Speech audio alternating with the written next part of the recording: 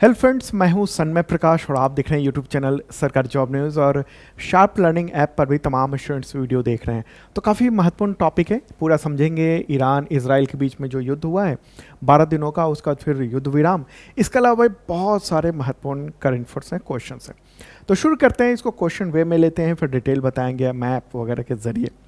तो पहला क्वेश्चन होगा यहाँ पर, किस देश के राष्ट्रपति की घोषणा के बाद ईरान व इजराइल में 12 दिनों के युद्ध के बाद सीज फायर हुआ? आंसर होगा यूएसए यानी अमेरिका, और ये न्यूज़ आप देख रहे हैं। ठीक है, ये सीज फायर इतनी आसानी से नहीं हुआ है। ऐसा भी नहीं कह सकते हैं कि अमेरिका के कह देने पर ईरान चुपचाप रुक गया है, नहीं। इसमें कई सारे देश की इन्वॉल्वमेंट हुई है, चीन भी इसमें शामिल हुआ है। तो सब कुछ बात करेंगे। तो देखिए हुआ क्या, 13 जून से शुरू हुआ था और 24 जून को ये युद्ध विराम या कहीं सीज फायर हुआ है। 12 दिनों तक मिसाइलों की बौछार हुई है, बमों के धमाके हुए हैं, और आखिरकार ईरान और इजराइल मान गए हैं कि अब नहीं लड़ेंगे, फिलहाल के लिए अब नहीं लड़ेंगे, आगे कब लड़ेंगे ये वक्त बताएगा। तो ये प्यारा भारत है, और इधर जो है ना, ये पश्चिम एशिया है, जिसको अमेरिका यूरोप के लोग इसको मिडिल ईस्ट कहते हैं। एक्चुअल में ये वेस्ट एशिया होता है। तो यहाँ पर ये ईरान है और ये वाला जो है ना इजराइल है।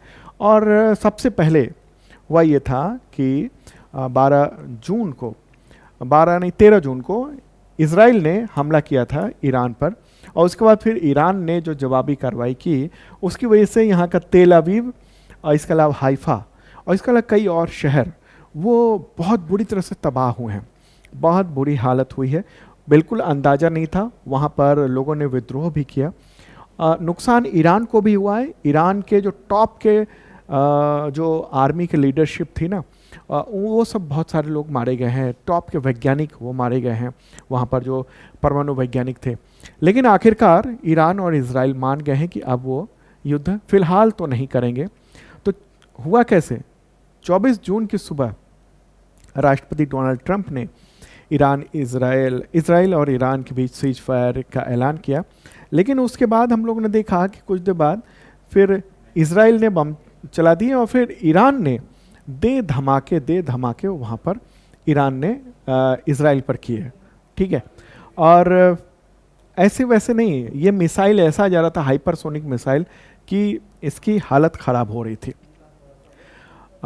जब उसके बाद फिर ईरान जब नहीं मान रहा था, फिर अमेरिका ने चीन से बात की कि चीन जो है वो बात करे। फिर चीन ने बात की, उसके बाद फिर मामला रुका, सीज फायर का ये बात हुई है। ठीक है, यहाँ तक कि आपने सुना होगा कि ट्रंप को ये कहना पड़ा कि प्लीज़ अब रुक जाइए, सीज फायर हो चुका है, प्लीज़ अब रुक जाइए। ओके, शुरू में तो ईरान के विदेश मंत्री अब्बास अरागची ने कह दिया था कि अगर इजराइल हमला रोक देता है तो ईरान भी हमला नहीं करेगा। और उसके बाद फिर ईरान ने इजराइल पर बैलिस्टिक मिसाइल और हाइपरसोनिक मिसाइल से हमला किया। उसका जब इजराइल ने जो है वो दोबारा हमला नहीं किया, उसके बाद फिर वो भी चुप हो गया। फिर ट्रंप ने फिर से कहा कि अब सीज फायर जो है ना वो लागू होता है, और दोनों देशों ने स्वीकार कर लिया। लेकिन इस पूरे मामले में अमेरिका की पूरी पोल खुल गई है कि क्या स्थिति है, इजराइल की पोल खुल गई कि क्या स्थिति है। ईरान के बारे में तो सब जानते थे कि वहाँ इतने प्रतिबंध लगे हुए हैं, आर्थिक प्रतिबंध लगाए हुए हैं दुनिया के कई सारे देशों ने। लेकिन इसके बावजूद जो ईरान ने जिस तरीके से रिटेलिएट किया, जिस तरीके से हमला किया, तो ये गजब रहा। अच्छा, इस दौरान क्या हुआ, इस दौरान ये भी हुआ कि B-2 बॉम्बर के ज़रिए अमेरिका ने B-2 बॉम्बर के ज़रिए ईरान के 3 जो न्यूक्लियर फैसिलिटीज़ थी, जो कि पहाड़ी के अंदर दबा हुआ था, अंदर था, कई 100 मीटर नीचे, वहाँ पर हमले किए, बम बरसाए। वो भी आगे बताएंगे डिटेल में। उसके बाद फिर ईरान ने यहाँ आपको कतर में, इराक में जो अमेरिका के बेस है, वहाँ पर 10,000 से ज़्यादा सैनिक रह रहे हैं, वहाँ पर हमले किए थे। हालांकि ईरान ने ये बता दिया था पहले ही कि हमारे मिसाइल वहाँ पहुँचने वाले हैं। और फिर हुआ ये कि यहाँ जो अमेरिकी जो तैनात थे, जो इंटरसेप्टर मिसाइल, तो उसने उन ज़्यादातर मिसाइल को गिरा दिया। ठीक है, ईरान के मिसाइल को। तो ये एक तरह से सांकेतिक था कि ईरान जो है वो अमेरिका पर भी हमले कर सकता है, अमेरिकी जो बेस है उस पर भी हमला कर सकता है। लेकिन इस दौरान ट्रंप जो है ना वो इस पूरे मसले पर जो उन्होंने B-2 बॉम्बर के जरिए यहाँ पर बम जो गिराए, उसके बाद फिर अमेरिका में भी इस बात को लेकर विरोध हुआ, वहाँ प्रदर्शन हुए कि आखिर जो ट्रंप ये कहते थे कि हमको मिडिल ईस्ट के युद्ध से क्या लेना देना, वो क्यों इसमें इन्वॉल्वमेंट हो रहे हैं। ठीक है, तो ये पूरा मामला हुआ है। इसमें यही देखा जा रहा है कि जो नेतन्याहू हैं ये अब तक क्या लड़ते थे, ये जो फ़िलिस्तीन के समर्थक हैं, इसके अलावा जो गजा में जो हमास है उससे लड़ा करते थे ज़्यादातर वक्त से, अब उनका पाला इनसे पड़ गया था, ईरान से पड़ गया था, और फिर बहुत वहाँ तबाही सी स्थिति वो हुई है। ठीक है, तो उस पूरे मसले पर जैसे फिर से डोनाल्ड ट्रंप ने कह दिया है कि वही जो है इसका श्रेय लेते हैं कि सीज फायर करवा दिया है, ये टोटल बात हुई है। अच्छा, सीज फायर के बाद फिर ईरान ने क्या कहा है कि परमाणु प्रोग्राम जो है ना वो अब चलेगा और ज़ोर से चलेगा। ठीक है, साफ तौर पे कह दिया है ईरान ने अब। ओके, तो ये पूरा मसला है जो कि 12 दिनों का जो युद्ध था वो अब फिलहाल जो है टल गया है, सीज फायर हो चुका है, और इसमें जो है ना वो ट्रंप जो है वो मध्यस्थ की भूमिका में खुद को कह रहे हैं, लेकिन एक्चुअल सीधे तौर पे मध्यस्थ ट्रंप को कहना थोड़ा मुश्किल होगा, क्योंकि जो हालात हुए थे ट्रंप के हाथ में भी ये नहीं था कि वो युद्ध को बहुत ज़्यादा बढ़ा दें, क्योंकि उनकी भी अर्थव्यवस्था बहुत ही अभी अच्छे स्थिति में नहीं है। और इस युद्ध में पूरी तरीके से जाने का मतलब ये था कि यहाँ जो पूरा क्षेत्र है वहाँ अस्थिरता होती। फिर यहाँ जो स्ट्रेट ऑफ हॉर्मुज है, आपको मैं दिखा देना चाहता हूँ इस जगह पर, तो ये ईरान ने कह दिया था कि ये हम चोक कर देंगे, यहाँ पर से हम कोई भी जो तेल है, गैस है, वो जो जा रहा है इस इलाके से वो हम रोक देंगे। तो इसकी वजह से क्या होता है, दुनिया का जो तकरीबन 25% से ज़्यादा ऑयल और 40% से ज़्यादा गैस, उसका आवाजाही पूरी तरह से बंद हो जाती। और ये पूरा इलाका, चाहे वो रेड सी हो, चाहे ये अरब सागर का कई सारा इलाका, पर्शियन गल्फ़, ये सारे जो ओमान, गल्फ़ ऑफ ओमान है, ये पूरे अस्थिर हो जाता। और इस स्थिति को अभी इस वक्त जो न तो इज़राइल इस स्थिति में था कि युद्ध को आगे बढ़ाए, क्योंकि इसके जितने डिफेंस मैकेनिज्म थे वो सब ध्वस्त हो गए थे ईरान के मिसाइलों के वजह से। ईरान ने इतनी ज़्यादा मिसाइलें बौछार कर दी कि आयरन डोम, जो दुनिया का सबसे शक्तिशाली जो एयर डिफेंस सिस्टम माना जाता था, उस तक को ध्वस्त कर दिया था ईरान के जो मिसाइल है, हाइपरसोनिक मिसाइल है उसने। और गजब का आप देखिए कि इज़राइल ये देख रहा है कि ईरान ने यहाँ से लॉन्च किया है मिसाइल, तो अब उसने टारगेट किया कि हम जाके इसको मार गिराएंगे, यहाँ पर मार गिराएंगे, यहाँ पर बर्बाद कर देंगे। लेकिन इसने तो यहाँ जितने भी मिसाइल थे वो तो छोड़ दिए, ख़त्म कर दिए, अब यहाँ आए नहीं। अब उधर से वो आए, यहाँ पर गिराए, इसका क्या सो, फिर अगले मिसाइल यहाँ से चल रहा है, अगले मिसाइल यहाँ से चल रहा है, अगली मिसाइल की खेप यहाँ से चल रही है। मतलब इस दौर इतना ईरान ने चकमा दिया है इज़राइल को और अमेरिका को, ख़ास तौर पे अमेरिका की सारी निगरानी वगैरह सब ध्वस्त हो गई थी। ठीक है, और इस दौरान ईरान के को सैन्य सहयोग देने के लिए तो कोई देश तैयार नहीं हुआ, लेकिन बातचीत के तौर पर आप देखिए रूस इनके साथ खड़ा था और चाइना इनके साथ खड़ा था। रूस ने साफ कह दिया था कि अगर ये मामला बढ़ता है तो ये बहुत ज़्यादा युद्ध जो है वो क्षेत्रीय न बल्कि ये आगे बढ़ जाएगा, बहुत ज़्यादा बढ़ जाएगा। ठीक है, और इसमें साफ तौर पे अमेरिका से भी कह दिया था कि इसको यहाँ पर ज़्यादा कार्रवाई ना की जाए। शुरू में हम लोगों ने देखा कि नेतन्याहू जो ना इज़राइल के जो हैं प्राइम मिनिस्टर, वो ये कहते रहे कि हम यहाँ पर सत्ता परिवर्तन करेंगे और जो खामनेई हैं यहाँ के जो सुप्रीम लीडर हैं उनको हम हटा के रहेंगे।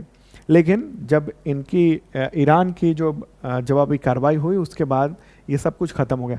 शुरू में एक आध बार ट्रंप ने भी ये कहा था कि हम जानते हैं कि कहाँ पर है खामनेई और हम अभी नहीं हमला कर रहे हैं, लेकिन हमें वो रिजीम चेंज करनी है, वो सत्ता परिवर्तन कर देना है। लेकिन जो रिटेलिएशन इनके द्वारा हुआ, उसके बाद जब देखा गया कि ये युद्ध इतनी जल्दी ख़त्म नहीं हो सकता है, यहाँ पर फिर ग्राउंड फोर्सेस उतारने होंगे और ये ईरान इतना बड़ा है कि यहाँ तक जाना का मतलब है जो हालात इधर अफ़गानिस्तान में हुए थे वो हालात इधर ना हो जाए ईरान में। तो बहुत लंबा जो युद्ध के एनालिस्ट हैं अमेरिका में और तमाम, जो उन सब ने देखा कि ये स्थिति ऐसी नहीं है कि इसमें युद्ध में पड़ा जाए। और बाद में अब हम देख रहे हैं कि जो बातचीत है वो ईरान से अमेरिका कर रहा है। ठीक है, तो ये पूरा मसला हुआ है। चलें अब आगे बढ़ते हैं और अगला क्वेश्चन लेते हैं जो संभावित है एग्जामिनेशन में। अमेरिका ने यानी यूएसए ने किस बम वर्षक विमान से ईरान के फोर्डो नतांज और इस्फहान परमाणु संयंत्रों पर हमला किया, जो अंतर्राष्ट्रीय मीडिया में काफ़ी चर्चा में रहा है? तो उस विमान का क्या नाम है जो काफ़ी चर्चा में रहा? आंसर होगा B-2 बॉम्बर। क्या है? B-2। ठीक है, तो अमेरिका ने ये 22 जून को ईरान के 3 परमाणु ठिकानों पर, इस तरह के परमाणु ठिकाने थे जो कि पहाड़ी के नीचे बरसे हुए थे, तो उन पर हमला किया। 7 B-2 बॉम्बर लाए गए थे और 3 ठिकानों पर, और इन तीनों जगहों पर जो है ना वो जो हमला हुए, साथ में करीब 125 से ज़्यादा फाइटर जेट भी इसमें शामिल थे। और B-2 बॉम्बर जो था ना वो अमेरिका से उड़ा 37 आवर्स तक, अमेरिका है उसके आसपास से, तो उसके बाद से 37 आवर्स तक उसने बिना उड़ान भरे, बीच में फ्यूल भरा, बिना कहीं लैंड किए हुए लगातार, मतलब अमेरिका से ये चला है और फिर इसने रास्ते में रिफ्यूलिंग की और उसके बाद फिर बम गिराया, फिर वापस चला गया। और इन जगहों पर जो ईरान के जो परमाणु सेंटर्स थे जहाँ रिसर्च वगैरह होता था, वहाँ 30,000 पाउंड 14,000 किलो के 1 दर्जन से ज़्यादा GBU-57 बंकर बस्टर कहा जाता है। ठीक है, कौन सा? GBU-57 ये बंकर बस्टर होता है जो जहाँ जाता है उसके बंकर में घुसकर और तब तबाही कर देता है। और इस हमले के बाद अब जो खबरें आ रही हैं वो लेटेस्ट अपडेट है कि जो न्यूक्लियर साइट था वो डिस्ट्रॉय नहीं हुआ। जो इंटेल है, जो सोर्सेज हैं वो मीडिया से यही कह रहे हैं, अमेरिकी मीडिया से। और उसके बाद फिर ट्रंप ने ये कहा कि नहीं नहीं हमने तो ख़त्म कर दिया है, लेकिन एक्चुअल में वहाँ इतनी गहराई पर, मतलब पहाड़ी के इतने नीचे वो परमाणु ठिकाने हैं कि वो तबाह नहीं हो पाए हैं इस हमले के बावजूद। तो अमेरिका की ओर से, जो ट्रंप की ओर से, जो इसके 3 जगहों पर जो बम गिराए गए बहुत बड़े B-2 बॉम्बर के ज़रिए, उसका कोई फ़र्क ही नहीं पड़ा है जो लेटेस्ट अपडेट आ रहा है उसके। वैसे भी उसने पहले ही सब कुछ हटा दिया था वहाँ से, जो भी यूरेनियम जो थे उसको हटा दिया था वहाँ से। ठीक है, तो B-2 बॉम्बर काफ़ी कीमती है, $2 बिलियन का एक होता है और सिर्फ अमेरिका के पास है। स्टेल्थ बॉम्बर है जिसको रडार पकड़ नहीं पाते हैं रडार, ये है बात। तो इसकी चर्चा काफ़ी ज़्यादा हुई है।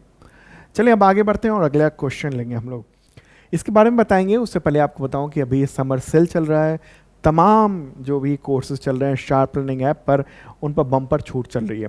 और SSC GD के उसका बैच लॉन्च हो चुका है। 2026 में एग्ज़ाम होगा जनवरी फरवरी में, तो SSC GD का, तो उसकी तैयारी अभी से शुरू कर सकते हैं आप शार्प लर्निंग ऐप पर। ठीक है, तो अच्छा आपको बताऊं कि ये जो मैं करंट अफेयर्स बता रहा हूँ इसका पूरा कंटेंट अगर जानना चाहते हैं और अगर एग्जामिनेशन की तैयारी करना चाहते हैं तो शार्प लर्निंग ऐप है, उसको डाउनलोड कर सकते हैं। उस पर आपको तमाम कोर्स मिल जाएंगे, जैसे आईस्पेसिस मेंबरशिप है करंट अफेयर्स की तैयारी के लिए, और बेसिक मेंबरशिप है करंट अफेयर्स के लिए जो कि SSC, टीचर, रेलवे, पुलिस, इन सब के लेवल का है। तो ये ज्वाइन कर सकते हैं और इसमें आपको पिछले 2 सालों के कंटेंट मिल जाता है, अगले 1 साल तक अपडेट मिलता रहता है लगातार, टेस्ट, वीडियो, PDF ये सब कुछ मिलता है और आपके संबंधित एग्जामिनेशन के टेस्ट सीरीज भी मिल जाते हैं आपको। ठीक है, तो एक साथ सब कुछ तैयारी हो जाती है आपकी। ज्वाइन कर सकते हैं आप शार्प लर्निंग ऐप पर। SSC CGL का VOD बैच लॉन्च कर दिया गया है क्योंकि एग्जामिनेशन बस्ट अब 1.5 महीने 2 महीने में एग्जामिनेशन हो जाएगा, तो तैयारी जम के करनी है। तो पूरी टीम ने पूरा तैयार किया हुआ है और मात्र 199 में अभी ऑफर के तहत ये चल रहा है। 75 BPSC का फाउंडेशन बैच 4 ये भी आप देख सकते हैं, ज्वाइन कर सकते हैं। इसके अलावा SSC GD का बैच हम लोगों ने लॉन्च किया है। अगला क्वेश्चन होगा, NGT ने यानी नेशनल ग्रीन ट्रिब्यूनल ने किस राज्य में ताड़ के पेड़ों की कटाई के कारण बिजली गिरने से होने वाली मौतों में वृद्धि पर CPCB और उस राज्य सरकार को नोटिस जारी किया है। 2000 से ज़्यादा मौतें हो गई हैं 2015 से 2025 के बीच में, बहुत बड़ी संख्या है ये। ठीक है, आंसर क्या होगा? बिहार। 2016 से 2025 तक इतनी मौतें हुई हैं, बिहार है। और ये न्यूज़ देख रहे हैं आप कि NGT ने नोटिस जारी किया है। क्या है मामला? बिजली तो गिरती है, कई ग्रामीण इलाकों में ज़्यादातर गिरती है, लेकिन NGT यानी राष्ट्रीय हरित प्राधिकरण जो है ना, उसका ये कहना है कि ताड़ के जो पेड़ थे ना वो ऊंचे थे और जो बिजली गिरती थी ना वो ज़्यादातर ताड़ के पेड़ों पे गिर जाया करते थे। लेकिन फिर बिहार में जो शराब और नशा को लेकर जो बहुत सारे प्रतिबंध लगाए गए, उसमें ताड़ के पेड़ से जो निकलने वाले जो ताड़ी था ना, जो मादक पदार्थ कहेंगे हम, नशीले पदार्थ, तो उस पर भी बैन लगा दिया गया। फिर क्या हुआ? फिर इस ताड़ का कोई यूज़ नहीं रह पाया, तो इसकी वजह से ये माना गया NGT के द्वारा कि जब बड़े पैमाने पर ताड़ के पेड़ जब वो उपयोगी नहीं थे तो उसको काट के हटा दिया गया। ऐसे में ये जो ऊंचे पेड़ थे, सबसे ऊंचे पेड़ जो तो ताड़ के पेड़ माने जाते हैं। ग्रामीण इलाकों में अगर देखेंगे तो ऊंचाई के मामले में ताड़ के पेड़ बहुत ऊंचे होते हैं, तो जो ऊंचाई पर खड़ा है वहाँ पर बिजली जो है सीधे गिर जाती थी और इसमें आग लग जाती थी आमतौर पे। ऐसे में जो वहाँ आसपास जो लोग काम कर रहे हैं, मजदूर कहें या खेती कर रहे हैं जो किसान, वो बच जाया करते थे क्योंकि आग तो वहाँ लग गई है। ओके, तो लेकिन अब चूंकि ये कटते जा रहे हैं तो ऐसे में खेती कर रहे हैं लोग और सीधे बिजली किसान पर गिर गई और उसकी वजह से ये मौतें बड़े पैमाने पर देखने को मिली हैं। इसी को लेकर NGT जो है ना, नेशनल ग्रीन ट्रिब्यूनल, उसने इस पर चिंता जताई है और फिर CPCB को और इसको स्टेट गवर्नमेंट को ये नोटिस जारी किया है कि वो जवाब दे इस पूरे मसले पर। ठीक है, तो ये है स्थिति, कैसे बचें वज्रपात या फिर बिजली गिरने से, तो वो कुछ पॉइंट्स यहाँ पर हमने बताए हैं। अब बिहार सरकार ने एक ऐप भी जारी किया हुआ है, इंद्र वज्र ऐप है और उसके ज़रिए अलर्ट किया जाता है ठंड का, यानी बिजली गिरने या वज्रपात होने से पहले चेतावनी मिल जाती है कि कहाँ पर ये होने वाला है। अगला क्वेश्चन, किस राज्य ने देश की पहली योग नीति शुरू की? आंसर होगा उत्तराखंड ने शुरू की है। 21 जून को जो 11वां अंतर्राष्ट्रीय योग दिवस मनाया गया, उसी के दौरान जो उत्तराखंड की जो ग्रीष्मकालीन राजधानी है गैरसैंण, तो वहीं पर योग दिवस समारोह के दौरान उत्तराखंड के जो मुख्यमंत्री हैं पुष्कर सिंह धामी, तो उन्होंने इसके बारे में ऐलान कर दिया है। इसके तहत ये होगा कि योग सेंटर खोलने पर सरकार सब्सिडी देगी, 20 लाख रुपए तक की सब्सिडी देगी। योग प्राकृतिक चिकित्सा संबंधित रिसर्च के लिए भी सब्सिडी दी जाएगी सरकार के द्वारा। तो ये है ओके। और इस बार के योग जो दिवस था 2025 का, उसकी थीम क्या थी? एक पृथ्वी एक स्वास्थ्य के लिए योग। ओके, तो ये एक इम्पॉर्टेंट बात रही।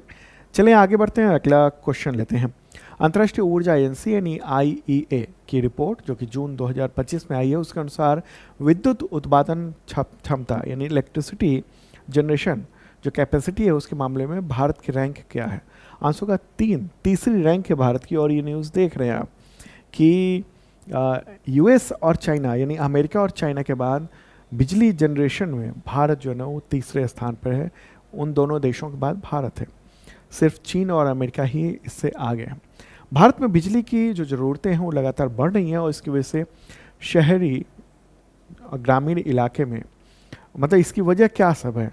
यहाँ का जो जीवन स्तर है वो शहरी और ग्रामीण इलाकों में बहुत तेज़ी से बदल भी रहा है। घरों में एयर कंडीशनर, उपकरण, बिजली के बहुत सारी चीज़ें जो उसकी ज़रूरतें अब बढ़ रही हैं, तो उन सब की वजह से इसके अलावा औद्योगिक क्षेत्रों में ऊर्जा की ज़रूरतें बढ़ रही हैं। तो इसके लिए बिजली उत्पादन तेज़ी से करना पड़ रहा है और सरकार ने जो रिन्यूएबल एनर्जी पर जो जोर दिया है, तो वो उसकी वजह से भी उत्पादन बहुत तेज़ी से बढ़ा है। प्राइवेट सेक्टर की ओर से जो सोलर जो पूरा एक तरह से विलेज के तौर पर बसा दिया गया, बनाया जा रहा है, तो ये सब जो बिजली उत्पादन हो रहे हैं बहुत ज़्यादा अच्छी संख्या में ये हो रहे हैं। ठीक है, ये बात कही गई है। स्वच्छ ऊर्जा परियोजनाओं में जो है ना वो भारत जो है पिछले 5 वर्षों में बड़े पैमाने पर निवेश किया है। 2024 की अगर बात करेंगे पिछले साल की, तो देश में बिजली क्षेत्र में, बिजली निर्माण के क्षेत्र में कुल निवेश का 83% स्वच्छ ऊर्जा यानी क्लीन एनर्जी की परियोजनाओं में लगा है। कितना है? 83% हिस्सा। तो 83% में क्या हुआ? आपको ग्रीन हाइड्रोजन उत्पादन हो गया, या सोलर एनर्जी हो गया, या पवन चक्की के द्वारा जो एनर्जी हो गया, इन सब को बनाने के लिए इतना खर्च किया गया है। ठीक है, एफडीआई में भी बढ़ोतरी हुई है ग्रीन या क्लीन एनर्जी के क्षेत्र में। अगला क्वेश्चन लेते हैं। प्राइम मिनिस्टर नरेंद्र मोदी ने किस राज्य में स्थित फैक्ट्री से अफ्रीकी देश गिनी गणराज्य के लिए भारत के पहले लोकोमोटिव इंजन को जून 2025 में हरी झंडी दिखाई है? रेलवे का इंजन आंसर होगा बिहार से ये दिखाई गई, वहीं पर फैक्ट्री है। तो 20 जून को बिहार के सारण में जो मरहोरा लोकोमोटिव फैक्ट्री है, वहीं से ये ग्रीन मतलब वर्चुअली ग्रीन झंडी दिखाई, और ये इंजन जो है ना वो जाएगा वहाँ पर। ठीक है, तो मेक इन इंडिया के तहत ये भारत और इसके अलावा जो प्राइवेट भागीदारी है उसके तहत यानी जीई ट्रांसपोर्टेशन उसके ज़रिए मिलजुल कर जो है ना वो रेलवे का संयुक्त उद्यम है, तो मिलकर इसका निर्माण किया है। और ये 150 लोकोमोटिव जो है ना वो इंजन गिनी को निर्यात किए जाएंगे भारत से। ठीक है, और ये इंजन का नाम जो है ना वो गिनी के जो राष्ट्रपति का गांव है कोमा, उसी के नाम पर रखा गया है। ओके, तो ये खास तरह का प्रोजेक्ट है, नीला और फिरोजी कलर में है ये जो आप देख रहे हैं इस तरीके का। और ये जो कलर है वो वहाँ का जो गिनी का जो नेशनल जो फ्लैग है, नीला और फिरोजी कलर है, उसका उपयोग करते हुए किया गया है। इंजन को आगे और पीछे दोनों तरफ से चलाया जा सकता है। इसकी क्षमता 4500 हॉर्स पावर की है, इतनी क्षमता है। ठीक है, तो इसको बिहार से भेजा जाएगा, 2028 तक गिनी को सारे पहुंचा दिए जाएंगे। ओके, तो ये एक इम्पॉर्टेंट बात है। गिनी जो है वो अफ्रीकी देश है, अफ्रीका के उत्तर पश्चिम में ये स्थित है ये देश। इसकी राजधानी है कोनाकी और सैन्य सरकार है यहाँ पर। अगला क्वेश्चन लेते हैं। G7 समिट के दौरान भारत और किस देश ने तनाव खत्म करते हुए फिर से उच्चायुक्तों यानी हाई कमिश्नर्स की बहाली पर सहमति जताई है? आंसर होगा कनाडा। भारत और कनाडा ने ये तय कर लिया फिर से। देखिए, भारत और कनाडा के बीच में 2024 में बहुत तनाव बढ़ गया था। खालिस्तानी नेता हरदीप सिंह निज्जर की हत्या के बाद जो है ना बहुत सारे आरोप भारत पर लगाए गए थे उस वक्त के जो वहाँ के प्राइम मिनिस्टर थे ट्रूडो, उनके द्वारा। तो उसके बाद इतना तनाव बढ़ गया कि दोनों देश जो है ना वो राजनयिकों और उच्चायुक्तों को वापस बुला लिया था और बड़े पैमाने पर। और अब फिर से मुलाकात हुई G7 समिट के दौरान। G7 समिट कनाडा में हुआ था। कनाडा के जो प्राइम मिनिस्टर हैं मार्क कार्नी, इस वक्त उन्हीं से मुलाकात हुई और इसके बाद ये तय हुआ कि दोनों देश जो है ना वो उच्चायुक्त यानी हाई कमिश्नर वो नियुक्त करेंगे।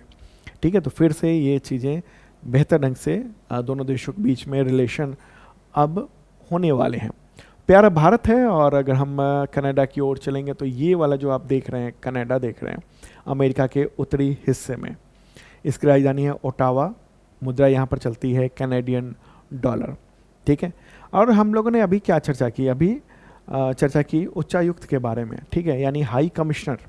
ओके, आपने सुना होगा हाई कमिश्नर, फिर सुना होगा एम्बेसडर यानी राजदूत।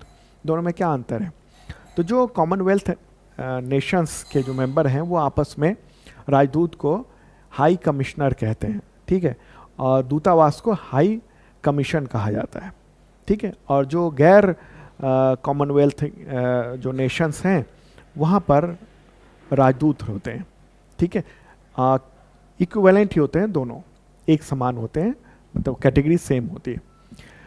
चलिए आगे बढ़ते हैं। अगला क्वेश्चन, किन संस्थानों ने भारत की पहली राष्ट्रीय रेयर ब्लड डोनर रजिस्ट्री बनाई जिसे ई रक्त कोष प्लेटफॉर्म से जोड़े जाने का फैसला हुआ है और इससे थैलेसीमिया सहित कई बीमारियों के मरीजों को जीवन दान मिलेगा। आंसर क्या होगा? ए और बी दोनों, यानी ICMR इसका फुल फॉर्म क्या है? Indian council of medical research, और NIIH यानी नेशनल इंस्टीट्यूट ऑफ इम्यूनोहेमेटोलॉजी, ये मुंबई में है। ठीक है, तो इन दोनों ने मिलकर ये तय किया है और द हिंदू में ये न्यूज़ आप देख रहे हैं। तो रेयर ब्लड डोनर रजिस्ट्री है, मतलब दुर्लभ रक्त समूह, उनके दाताओं की पूरी जानकारी यहाँ पर है। इससे मरीजों को आसानी से खून मिल पाएगा, जो रेयर ब्लड हैं वो सब। ठीक है, दुर्लभ रक्त वो मिल पाएगा। तो ये एक इम्पॉर्टेंट अपडेट हम लोग देखने को मिल रहा है। ICMR के जो डॉक्टर हैं मनीषा मेड केकर, उनका कहना है कि थैलेसीमिया के करीब 1 से 1.5 लाख मरीज को बार बार खून चढ़ाने की जरूरत पड़ती है। और इसके अलावा अगर सड़क हादसे देखेंगे तो हर दिन 1200 से ज़्यादा सड़क हादसे होते हैं। ऐसे में ब्लड की बहुत ज़रूरत होती है। ठीक है, सर्जरी की देखें तो हर साल देश में 6 करोड़ सर्जरी होती है। ओके, 24 करोड़ तो बड़े ऑपरेशन होते हैं। ओके, 33 करोड़ कैंसर से जुड़े इलाज वगैरह, उनके लिए ब्लड की ज़रूरत पड़ती है। तो ये एक इम्पॉर्टेंट बात है। और ब्लड के जो है ना, केवल A, B positive, O positive सिर्फ यही नहीं है, इसके अलावा कई सारे होते हैं।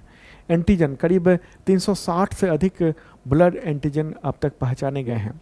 और कुछ लोगों को रेयर जो है ना एंटीजन वाले ब्लड की ज़रूरत पड़ती है, तो उन सब की रजिस्ट्री बना दी गई है ताकि पता चल सके कि अगर वो रेयर जो ब्लड है, वो अलग अलग किस्म के जो ब्लड हैं, वो जो कुछ खास लोगों में रेयर हैं, तो वो मिल जाए, इस रजिस्ट्री के जरिए पता चल जाए, तो लोगों की जान बच सके। ठीक है, चलें आगे बढ़ते हैं। अगला क्वेश्चन लेते हैं। पेरिस डायमंड लीग 2025 खिताब किस भारतीय खिलाड़ी ने जीता है? आंसर होगा नीरज चोपड़ा ने जीता। ये हरियाणा से हैं। ये 2 बार के ओलंपिक मेडल विजेता हैं नीरज चोपड़ा। तो उन्होंने पहले ही राउंड में 88.16 मीटर थ्रो फेंका और अपनी जीत सुनिश्चित कर ली थी। ठीक है, डायमंड लीग जो ना वो एथलेटिक्स है, ट्रैक एंड फील्ड टूर्नामेंट है, जिसमें 16 इवेंट होते हैं। हर साल मई से सितंबर के बीच में अलग अलग शहरों में आयोजित किया जाता है। अगला क्वेश्चन लेते हैं। भारतीय एनिमेटेड फिल्म का नाम बताएं जिसने फ्रांस में NSC इंटरनेशनल एनिमेशन फेस्टिवल 2025 में सर्वश्रेष्ठ कमीशन फिल्म जूरी का पुरस्कार जीत लिया। आंसर का वो देसी ऊन। ठीक है, और ये न्यूज़ भी आप देख रहे हैं, देसी ऊन। ठीक है, ये उसका फोटोग्राफ है, आप ज़रूर देखिएगा, यूट्यूब पर आपको मिल जाएगा। देसी ऊन एनिमेटेड मूवी, ये सर्च कीजिएगा आप, आपको बड़ा मज़ा आएगा। ऊन के बारे में, जो देसी ऊन है, और ख़ास तौर पर जो पारंपरिक जो है चरवाहों और उनके पारंपरिक जो जीवन है, उसको लेकर इसमें बताया गया है। और फिल्म में स्वानिंद किरकिरे की आवाज़ है, रजत ढोलकिया के संगीत है, रेसुल पुकुट्टी की ध्वनि है, और इसको डायरेक्ट किया है सुरेश एरियात ने। ठीक है, तो ऊन के बारे में है, देसी ऊन के बारे में, जो दक्कन डेक्कनी जो काली भेड़ें हैं उनसे निकाली जाती है ऊन, जो कि तमिलनाडु, तेलंगाना, आंध्र प्रदेश, इन सब के ज़्यादातर, कर्नाटक के, इसके अलावा दक्षिणी महाराष्ट्र, इन सब में पाया जाता है। तो देसी ऊन एक नॉन स्टॉप मोशन फिल्म है, कुछ ही मिनट की फिल्म है, आप देखिएगा, बहुत ही बेहतरीन लगेगा और बहुत सारी जानकारी मिलेगी इसमें। और इसमें देसी ऊन के एक चरवाहे बालू मामा को भी श्रद्धांजलि दी गई है, जिन्होंने अपना जीवन दक्कनी भेड़ों के पालन पोषण, उनकी सुरक्षा, उनके बारे में मैसेज पहुंचाना, जानकारी लोगों तक देना, इसमें उन्होंने काम की। तो इस फिल्म ने ये पुरस्कार जीतकर बहुत ही बड़ा अंतर्राष्ट्रीय ख्याति पाई है। ठीक है, एनिमेशन के क्षेत्र में बहुत बड़ा अवार्ड माना जाता है ये वाला, जो इंटरनेशनल एनिमेशन फेस्टिवल में जो अवार्ड मिला है, तो वो ठीक है, काफ़ी चर्चा में रहा है। और ये जो देसी ऊन है ना, इसको जो NSA जो अवार्ड हुआ था, वो तो मिला ही है। इसके अलावा इसने जो है वो जो वेब्स आयोजन हुआ था ना 1 से 4 मई तक, world audio visual and entertainment summit Mumbai में, उसमें भी इसको सराहा गया था, इसको अवार्ड मिला था। अगला क्वेश्चन, ओलंपिक पदक विजेता भारतीय हॉकी खिलाड़ी ललित उपाध्याय ने हॉकी के किस फॉर्मेट से संन्यास ले लिया? आंसर होगा इंटरनेशनल हॉकी से। इन्होंने कह दिया कि अब वो नहीं खेलेंगे इंटरनेशनल हॉकी। ठीक है, तो 22 जून को उन्होंने कहा कि आज इंटरनेशनल हॉकी से संन्यास लेने की घोषणा करता हूँ मैं।